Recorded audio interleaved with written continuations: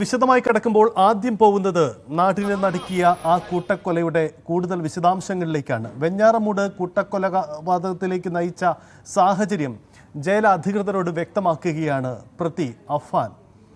ഇന്നലെയാണ് അഫാനെ ജയിലിൽ കൊണ്ടുവന്നത്. കടബാധ്യത ഉണ്ടായതിനെ തുടർന്ന് ബന്ധുക്കളുടെ ഭാഗത്തു നിന്നും നിരന്തര അധിക്ഷേപമാണ് ഉണ്ടായത്. കടം കയറിയതോടെ ഇനി ജീവിക്കേണ്ടെന്ന് കുടുംബം തീരുമാനിച്ചു. അമ്മ മരിച്ചെന്ന് കരുതിയാണ് മറ്റുള്ളവരെ കൊല്ലാൻ തീരുമാനിച്ചതെന്നും താനും ആത്മഹത്യ ചെയ്യുമെന്നുമാണ് അഫാൻ ജയിൽ അധികൃതരോട് പറഞ്ഞത്. ജയിലിൽ നിരീക്ഷണത്തിലാണ് അഫാൻ ഇപ്പോൾ. എന്തായാലും ഈ സാഹചര്യങ്ങളടക്കം പരിശോധിക്കുന്നു. അടുത്ത ദിവസം തന്നെ പോലീസിന്റെ കസ്റ്റഡി അപേക്ഷ കോടതിക്ക് മുന്നിലെത്തും. തിങ്കളാഴ്ച കസ്റ്റഡിയിലെടുത്ത് ചോദ്യം ചെയ്യാനും ഒപ്പം തന്നെ തെളിവെടുപ്പ് അടക്കമുള്ള മറ്റ് നീക്കങ്ങളിലേക്ക് കടക്കാനുമാണ് പോലീസ് ഒരുങ്ങുന്നത്. മാനസിക ആശ്വാസ്യങ്ങളൊന്നുമില്ല എന്നതായിരുന്നു മെഡിക്കൽ റിപ്പോർട്ട്. പക്ഷേ ജയിലിലെത്തിയ ശേഷം പ്രതി നടത്തുന്ന ചില മൊഴികളൊക്കെ പരസ്പര വിരുദ്ധമാണ്. അത് സംബന്ധിച്ച് ചില ആശയക്കുഴപ്പങ്ങൾ ഉണ്ടാക്കുന്നതുമുണ്ട്. അതുകൊണ്ട് പോലീസ് ഇക്കാര്യത്തിൽ വളരെ ആലോചിച്ച് മുന്നോട്ട് പോകാനാണ് നീക്കങ്ങൾ നടക്കുന്നത്. പ്രതിയെ കസ്റ്റഡിയിൽ കിട്ടുന്നതിന് മുമ്പ് തന്നെ പരമാവധി തെളിവ് ശേഖരണവും കേസുമായി ബന്ധപ്പെട്ട പ്രധാനപ്പെട്ട നിഗമനങ്ങളിലേക്ക് കടക്കാൻ കൂടി ശ്രമിക്കുന്നു പോലീസ്. ഡാൻ കുര്യൻ വിശദാംശങ്ങളുമായി ചേരുന്നുണ്ട്.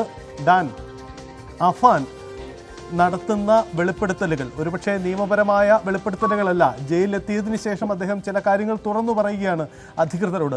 പ്രധാനമായും എന്തൊക്കെ കാര്യങ്ങളാണ് അഫാൻ പറയുന്നത്? അഫാന്റെ നീക്കങ്ങൾ എന്തൊക്കെയാണ്? ഇന്നലെ അഫാനെ ജയിലിലേക്ക് മാറ്റുന്ന ഘട്ടത്തിൽ തന്നെ ഡാൻ അടക്കം ചില ചോദ്യങ്ങൾ അഫാനോട് ചോദിച്ചിരുന്നല്ലോ.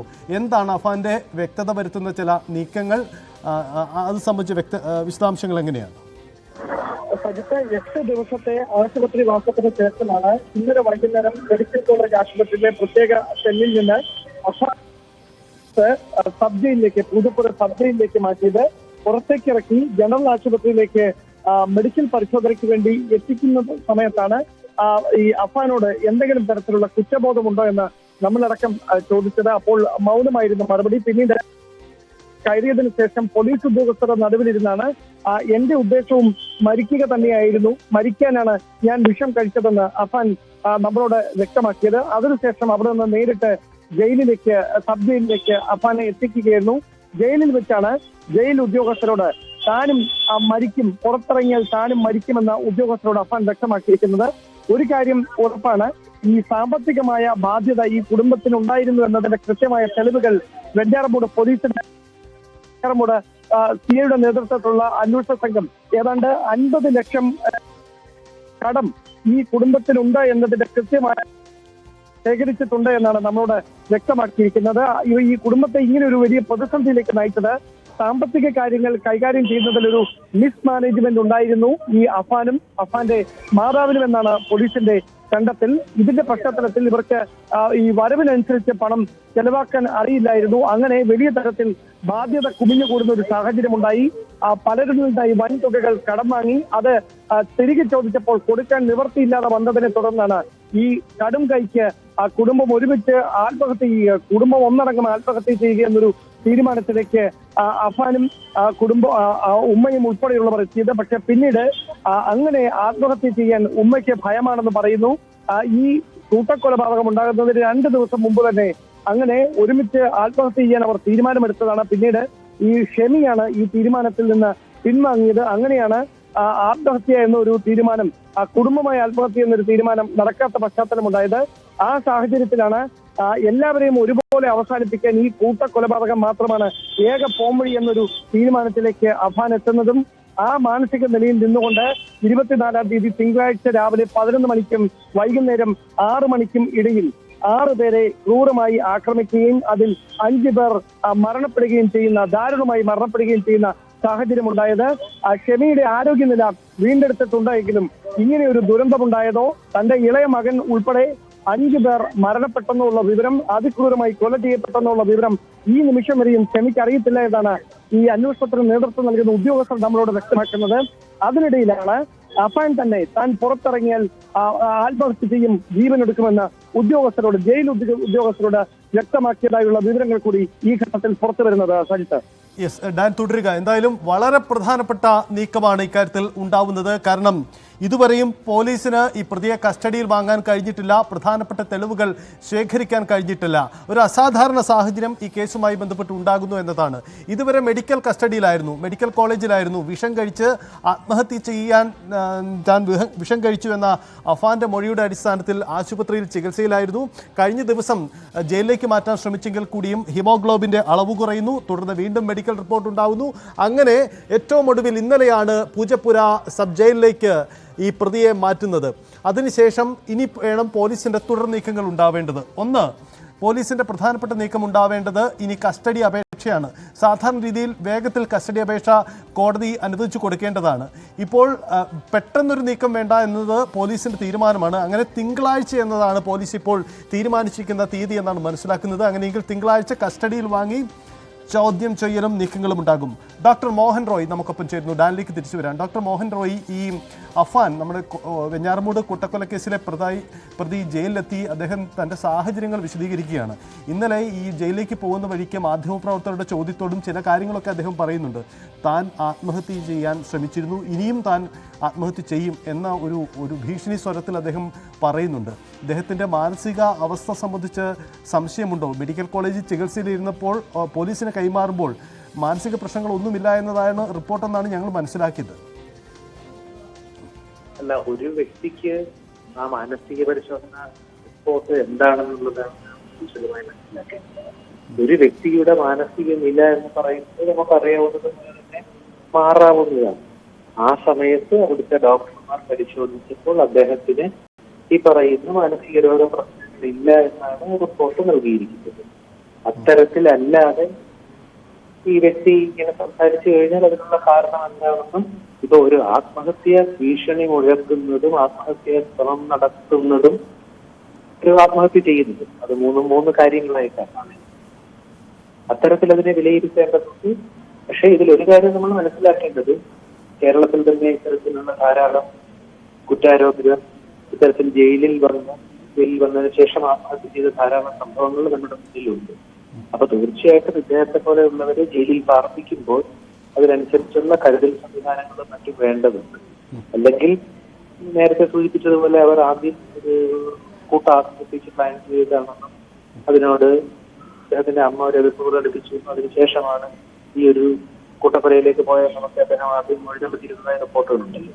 അതിന്റെ അടിസ്ഥാനത്തിൽ തന്നെ ഇത്തരത്തിലൊരാളെ ജയിലിൽ വരുമ്പോൾ അതനുസരിച്ചുള്ള കരുതലും സുരക്ഷയും അദ്ദേഹത്തിന് നൽകേണ്ടതാണ്. യഥാർത്ഥത്തിൽ ഈ വ്യക്തിയെ നിയമാനുസൃതമായി നിയമ സംവിധാനത്തിന്റെ മുന്നിൽ കൊണ്ടുവന്ന് ഒരു വിചാരണ നടത്താനുള്ള സംവിധാനം കൂടി നമ്മൾ ചെയ്യുന്നത്.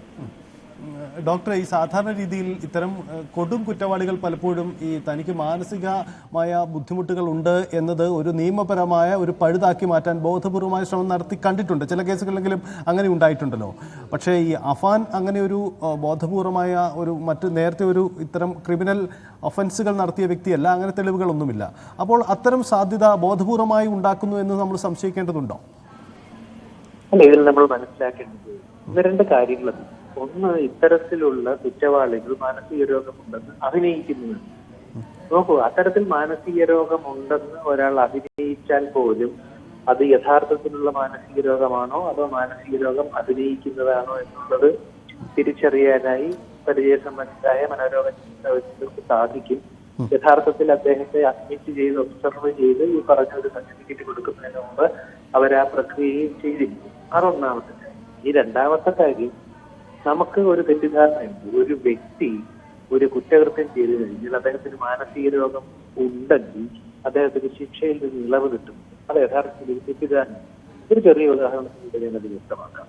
നമുക്കെല്ലാവർക്കും പണ്ടറിയാവുന്ന തളത്തിൽ വിദേശത്ത് നിന്നൊരു കഥാപാത്രം, ശ്രീനിവാസൻ അവതരിപ്പിച്ച ഒരു കഥാപാത്രം. ആ കഥാപാത്രത്തിൽ നമ്മൾ വിലയിരുത്തിയിട്ട് അദ്ദേഹത്തിന് സംശയരോഗം, അദ്ദേഹത്തിന് ഭാര്യയെ സംശയമുണ്ട്. ഈ ഭാര്യയെ സംശയമുള്ള തളത്തിൽ ദിനേശ് ഒരു ദിവസം റോഡിൽ ഇറങ്ങി നടക്കുന്നു.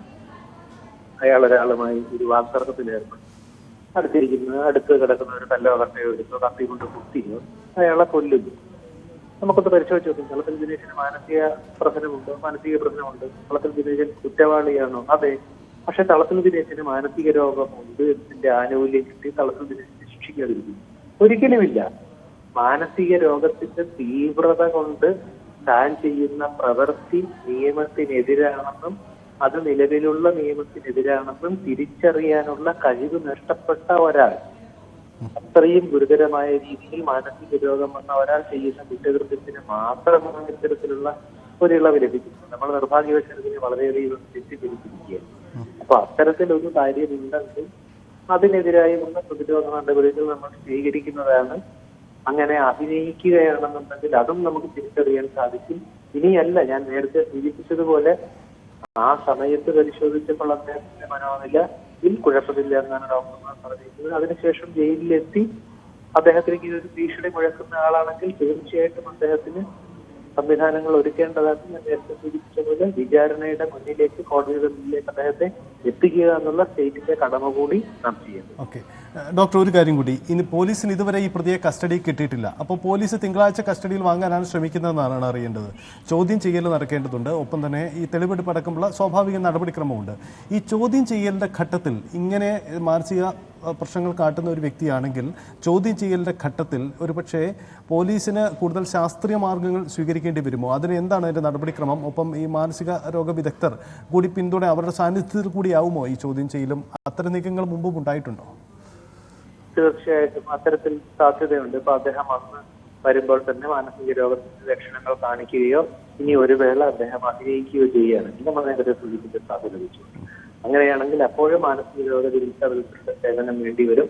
ഇത് അദ്ദേഹം അഭിനയിക്കുന്നതാണോ അതോ യഥാർത്ഥത്തിലുള്ളതാണോ എന്നറിയേണ്ടി വരും. ഇനി അല്ല, അദ്ദേഹത്തെ ചോദ്യം ചെയ്യുന്നത് മുന്നോട്ട് പോകുമ്പോൾ മാനസിക രോഗ വിദഗ്ധരുടെ സേവനം തീർച്ചയായിട്ടും അന്വേഷണ ഉദ്യോഗസ്ഥന് ആവശ്യപ്പെട്ടാൽ ഉണ്ടാവുകയും ചെയ്യും. അത്തരത്തിലുള്ള വിലയിരുത്തലുകളും അത്തരത്തിൽ അവരെ അപഗ്രഥിക്കുകയും വിശകലനം ചെയ്യുകയും ചെയ്യുന്നത് തീർച്ചയായിട്ടും മനോരോഗ ചികിത്സയുടെ പരിധിയിൽ വരുന്നതാണ്. അവിടെയും അവരുടെ സാന്നിധ്യം നിയമപരമായ ആവശ്യമാണ്.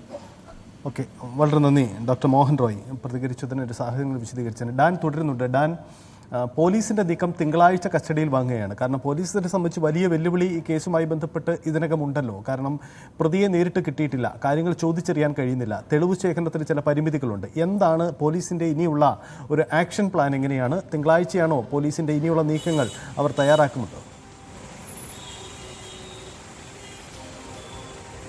സജിത്ത്, ഇന്ന് കസ്റ്റഡി അപേക്ഷ നൽകാനായിരുന്നു നെടുമങ്ങാട് കോടതിയിൽ ഇന്ന് കസ്റ്റഡി അപേക്ഷ നൽകാനായിരുന്നു ആദ്യം അന്വേഷണ സംഘത്തിന്റെ തീരുമാനം. പക്ഷേ പിന്നീട് ഈ തീരുമാനം 2 ദിവസം കൂടി കഴിഞ്ഞിട്ട് മതി എന്ന ഒരു നിഗമനത്തിലേക്ക് അവർ എത്തുകയായിരുന്നു. അതായത് കുറച്ചുകൂടി ഒരു മെന്റൽ സ്റ്റെബിലിറ്റി ഉണ്ടായതിനു ശേഷം മാത്രം ഈ തെളിവെടുപ്പ് ഉൾപ്പെടെയുള്ള വിശദമായ ചോദ്യം ചെയ്യൽ നടപടികളിലേക്ക് കടന്നാൽ മതി എന്നൊരു തീരുമാനത്തിലാണ് പോലീസ് എങ്ങനെ ഒരു നീക്കം നടത്തുന്നതെന്നാണ് മനസ്സിലാക്കാൻ കഴിയുന്നത്. അങ്ങനെയാണെങ്കിൽ അടുത്ത ദിവസം കസ്റ്റഡി അപേക്ഷ സമർപ്പിക്കുകയും തിങ്കളാഴ്ച കസ്റ്റഡി ലഭിക്കുന്ന തരത്തിലായിരിക്കും വെഞ്ഞാറമൂട് പോലീസിന്റെ തുടർ നീക്കങ്ങൾ. ആദ്യം പാങ്ങോടുമായി ബന്ധപ്പെട്ട്, പാങ്ങോട് നടന്ന സൽമ ബീവിയുടെ കൊലപാതകവുമായി ബന്ധപ്പെട്ട് നെടുമങ്ങാട് പോലീസാണ് ആദ്യ കേസ് രജിസ്റ്റർ ചെയ്യുന്നത്, കൊലപാതക കേസ്. അതിനുശേഷമാണ് വെഞ്ഞാറമൂട് പോലീസ് മറ്റ് കേസുകളിൽ അഫാനെ പ്രതി ചേർത്തിരിക്കുന്നത്. അങ്ങനെ 5 കൊലപാതക കേസുകളും 1 കൊലപാതക ശ്രമവും, ഇങ്ങനെ 6 കേസുകളിലാണ് അഫാൻ ആകെ ഉൾപ്പെട്ടിരിക്കുന്നത്.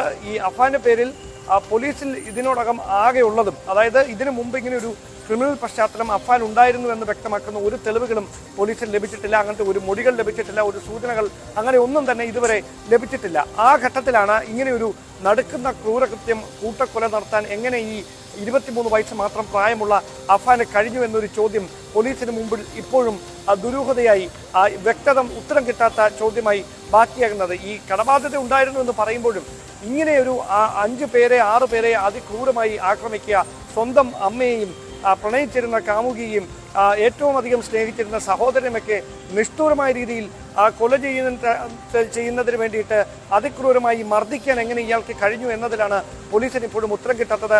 മദ്യപിച്ചിരുന്നുവെന്ന് വ്യക്തമാക്കുന്ന തെളിവുകളൊക്കെ പോലീസിന് നേരത്തെ ലഭിച്ചിട്ടുണ്ട്. പക്ഷെ അതിനപ്പുറത്തേക്ക് ഏതെങ്കിലും തരത്തിലുള്ള ലഹരിയുടെ പിൻബലമില്ലാതെ എങ്ങനെ ഇങ്ങനെ നിഷ്ഠൂരമായ കൊലപാതകം ചെയ്യാൻ കഴിയും ഒരാൾക്ക് എന്ന് പോലീസിന് തന്നെ സംശയമുണ്ടായിരുന്നു. പക്ഷേ മെഡിക്കൽ പരിശോധനാ ഫലങ്ങൾ പുറത്തു വരുമ്പോൾ ലഹരി ഉപയോഗിച്ചതിൻ്റെ ഒരു സാന്നിധ്യം, ലഹരി ഉപയോഗിച്ചതിൻ്റെ ഒരു തെളിവുകളും സൂചനകളും മെഡിക്കൽ ബോർഡിന് ലഭിച്ചിട്ടില്ല എന്നാണ് അതുമായി ബന്ധപ്പെട്ട് പുറത്തുവരുന്ന സൂചനകൾ. അങ്ങനെയാണെങ്കിൽ എന്ത് മാനസിക നിലയിൽ നിന്നാണ് ഇങ്ങനെ നിഷ്ഠൂരമായ ഈ 5 കൊലപാതകങ്ങൾ നടത്താൻ അഫാന് കഴിഞ്ഞത് എന്നതാണ് പ്രധാനപ്പെട്ട ചോദ്യം. അവിടെയാണ് ഈ സാമ്പത്തിക ബാധ്യത എന്ന വിഷയത്തിനപ്പുറത്തേക്ക് മറ്റെന്തെങ്കിലും തരത്തിലുള്ള മറ്റെന്തെങ്കിലും തരത്തിൽ ഈ കൊലപാതകത്തിലേക്ക് നയിക്കാനിടയായ പ്രകോപനം ഉണ്ടോ എന്നതിനെ സംബന്ധിച്ച് അന്വേഷണം നടക്കുന്നത്.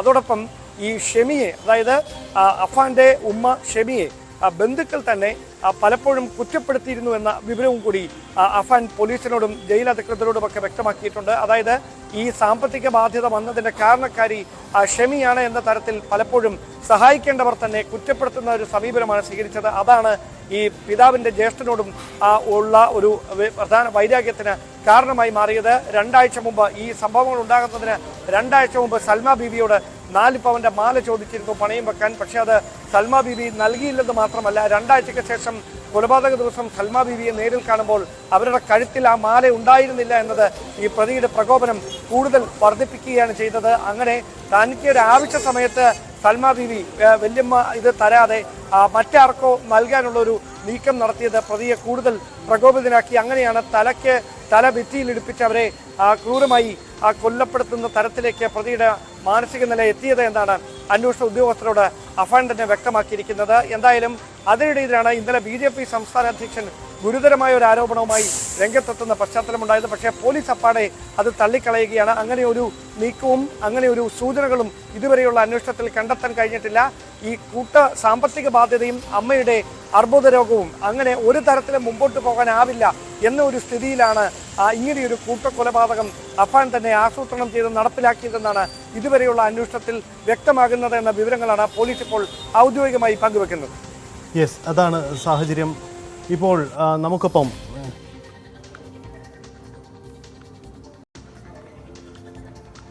ഷബാന നമുക്കൊപ്പം ചേരുകയാണ്, സൈക്കോളജിസ്റ്റ് കൂടി നമുക്കൊപ്പം ചേരുകയാണ്. ശ്രീമതി ഷബാന, ഈ അഫാൻ മുന്നോട്ട് വയ്ക്കുന്ന അദ്ദേഹത്തിൻ്റെ പല പ്രകടനങ്ങളിലും പലതരത്തിലുള്ള ആശയക്കുഴപ്പവും ഉണ്ടാക്കുന്നുണ്ട്. തുടക്കം മുതൽ അതുണ്ട്. ഒന്ന് പോലീസിൻ്റെ കസ്റ്റഡിയിലിരിക്കെ, ചികിത്സയിലിരിക്കെ, ഇപ്പോൾ ജയിലിലെത്തിയതിന് ശേഷമൊക്കെ പറയുന്ന കാര്യങ്ങൾ അങ്ങനെയാണ്. ഈ പ്രതിയുടെ ഇതുവരെയുള്ള സാഹചര്യങ്ങൾ നോക്കുമ്പോൾ പറയുന്ന കാര്യങ്ങളിൽ ഒരു വ്യക്തതക്കുറവ് തോന്നുന്നുണ്ടോ പൊതുവിൽ സാഹചര്യങ്ങൾ നിരീക്ഷിക്കുമ്പോൾ? തീർച്ചയായിട്ടും. കാരണം നോർമലായിട്ടുള്ള ഒരാൾ ചെയ്യുന്ന ഒരു കാര്യമല്ലല്ലോ ഈ ഒരു കേസിൽ നമ്മൾ കാണുന്നത് ആദ്യം തൊട്ട് തന്നെ. പിന്നെ ഏതെങ്കിലും രീതിയിലുള്ള സൈക്കോളജിക്കൽ ഇഷ്യൂസ് ഉള്ളവര് ഡ്രഗ്സ് പോലുള്ള കാര്യങ്ങളിലേക്ക് എത്തുമ്പോൾ അവർക്ക് ഉള്ളിലുണ്ടാകുന്ന ഒരു പ്രശ്നം വളരെ വലുതാണ്. നമ്മൾ നോർമലി ചിന്തിക്കുന്നതിലും അപ്പുറമാണ് ഡ്രഗ്സും അങ്ങനെ എന്തെങ്കിലും കാര്യങ്ങളും കൂടി ഇങ്ങനെ സൈക്കോളജിക്കൽ ഇഷ്യൂസ് ഉള്ളവരിലേക്ക് വരുമ്പോൾ ഉണ്ടാകുന്നതിന്റെ ആഫ്റ്റർ എഫക്ട്സ്. അപ്പോൾ ഈ കേസ് ആദ്യം തൊട്ട് നമ്മൾ കാണുമ്പോൾ തന്നെ മനസ്സിലാക്കാൻ പറ്റുന്ന കാര്യം, നോർമലി ഉള്ള ഒരാൾക്ക് അവരുടെ ഏറ്റവും നിയർ ആൻഡ് ഡിയർ ആയിട്ടുള്ളവരോട് പോലും ചെയ്യാൻ തോന്നാത്ത രീതിയിലുള്ള ഒരു ക്രൂരതയാണ് ഈ ഒരു കേസിൽ വന്നിരിക്കുന്നത്. അപ്പോൾ ഇതിൽ നേരത്തെ സാർ സൂചിപ്പിച്ചതുപോലെ സൈക്കോളജിക്കൽ ഇഷ്യൂസ് ഉണ്ടോ എന്നുള്ളതും എന്തെങ്കിലും മെന്റൽ ഇഷ്യൂസ് ഉണ്ടോ എന്നുള്ളതും വളരെ കൃത്യമായിട്ട് തന്നെ നിരീക്ഷിക്കേണ്ടത് ആവശ്യമാണ്. യെസ്, എന്തായാലും അത് സംബന്ധിച്ച് പരിശോധന ഉണ്ടാവണം എന്നതാണ് സാഹചര്യം. ആ മാനസിക വിദഗ്ധരെ സൂചിപ്പിക്കുന്ന അതാണ്. ഡാൻ, ഒരു കാര്യം കൂടി, ഇന്നലെ ജയിലിലേക്ക് പ്രതിയെ മാറ്റുമ്പോൾ ഘട്ടത്തിൽ ഡാൻ അടക്കം വിശദീകരണങ്ങൾ തേടിയിരുന്നല്ലോ, ഇത് സംബന്ധിച്ച് സംസാരിക്കാൻ ശ്രമിച്ചിരുന്നല്ലോ. കാരണം അഫാൻ എന്താണ് പ്രതികരിക്കുന്നത് എന്നത് എല്ലാവർക്കും ആകാംക്ഷയോടെ നോക്കുന്ന ഒരു കാര്യമാണ്. ഇന്നലെ ഇത് സംബന്ധിച്ച് എന്ത് പ്രതികരണത്തിനാണ് അഫാൻ ശ്രമിച്ചത്? അത് സംബന്ധിച്ച് ഒരു വ്യക്തത ഉണ്ടായിട്ടുണ്ടോ?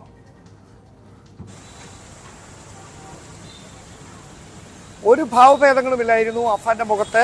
വളരെ ഒരു സാധാരണ എന്തോ ഒരു ചെറിയൊരു കേസിൽപ്പെട്ട ഒരാൾ നടപടി പൂർത്തിയാക്കി പുറത്തേക്ക് വരുന്ന പോലെയാണ് മെഡിക്കൽ കോളേജ് ആശുപത്രിയിൽ നിന്ന് പുറത്തേക്ക് ഇറങ്ങിയപ്പോഴും അതിനുശേഷം ജനറൽ ആശുപത്രിയിൽ വൈദ്യപരിശോധനയ്ക്ക് എത്തിച്ച് അവിടെ നിന്ന് തിരികെ പോലീസ് വാഹനത്തിൽ പുറത്തേക്ക് ഇറക്കുമ്പോഴുമൊക്കെ അഫാന്റെ മുഖഭാവം അങ്ങനെയായിരുന്നു. അതിനപ്പുറത്തേക്ക് ഈ ചെയ്ത കൃത്യത്തിൽ ഒരു കുറ്റബോധം ഈ അഫാൻ ഇല്ല എന്നതാണ് എടുത്തു പറയേണ്ടുന്ന കാര്യം. കാരണം വളരെ ലാഘവത്തോടെ നമ്മൾ ഈ ചോദ്യം ചോദിക്കുമ്പോൾ നമ്മുടെ മുഖത്തേക്ക് നോക്കുന്നു, അതിനുശേഷം മറുപടിയൊന്നുമില്ലാതെ പോലീസ് വാഹനത്തിൽ കയറുന്നു. 2 പോലീസ് ഉദ്യോഗസ്ഥരുടെ നടുവിലിരുന്നു കൊണ്ടാണ് എന്നോട് പറഞ്ഞത് ഞാനും മരിക്കാനാണ് വിഷം കഴിച്ചത് എന്ന്. മറ്റെന്തോ കൂടി പറയാൻ വന്നു. അപ്പോൾ പോലീസ് വാഹനം വേഗത്തിൽ ഗ്ലാസുകൾ കയറ്റിയിട്ട് മുമ്പോട്ടെടുത്ത് ജയിലിൽ ലക്ഷ്യമാക്കി നീങ്ങുകയായിരുന്നു. അതായത് ഈ അഫാൻ ഇപ്പോഴും അയാൾ ചെയ്ത പ്രവൃത്തിയിൽ ഒരു പശ്ചാത്താപം വന്നിട്ടില്ല. അതോടൊപ്പം തൻ്റെ ജീവൻ ഇനിയും പുറത്തിറങ്ങിയാൽ താൻ തന്നെ ഇല്ലാതാക്കും എന്ന് കൂടി ഉദ്യോഗസ്ഥരോട് പറഞ്ഞു വെക്കുമ്പോൾ ആ ക്രൂരകൃത്യത്തിലേക്ക് ഇറങ്ങി പുറപ്പെടും മുമ്പ് ഇയാളുടെ മനസ്സിലുണ്ടായിരുന്ന മാനസിക നില അതിനിപ്പോഴും ഒരു മാറ്റവുമില്ലാതെ അങ്ങനെ തന്നെ തുടരുകയാണ് എന്ന് വേണം ഏറ്റവും ഒടുവിൽ നടത്തിയിരിക്കുന്ന ഈ പ്രതികരണങ്ങളിലൊക്കെ നമുക്ക് മനസ്സിലാക്കാൻ. യെസ്, അതാണ് ഡാൻ സൂചിപ്പിച്ച സാഹചര്യം. അതാണ്. എന്തായാലും തിങ്കളാഴ്ച പ്രതിയെ കസ്റ്റഡിയിൽ വാങ്ങാനാണ് പോലീസിന്റെ നീക്കം. ഇതുവരെ പോലീസിന്റെ ജയിലിലിരുന്നു കൊണ്ട് അഫാൻ നടത്തുന്ന നീക്കങ്ങൾ, അദ്ദേഹം ജയിൽ അധികൃതരോട് സംസാരിക്കുന്നതൊക്കെ വലിയ തരത്തിൽ സാമ്പത്തിക ബുദ്ധിമുട്ടുണ്ടായിരുന്നു. ഒപ്പം ബന്ധുക്കൾ നിരന്തരമായി കടക്കണിയുടെ പേരിൽ അധിക്ഷേപിച്ചു. ഈ അധിക്ഷേപത്തിനൊടുവിലാണ് ആത്മഹത്യ എന്ന ആദ്യം ആലോചന, ഒടുവിലത് കൊലപാതകത്തിലേക്കും എത്തിയത് എന്നതാണ് അഫ്ഫാൻ വ്യക്തമാക്കുന്നത്.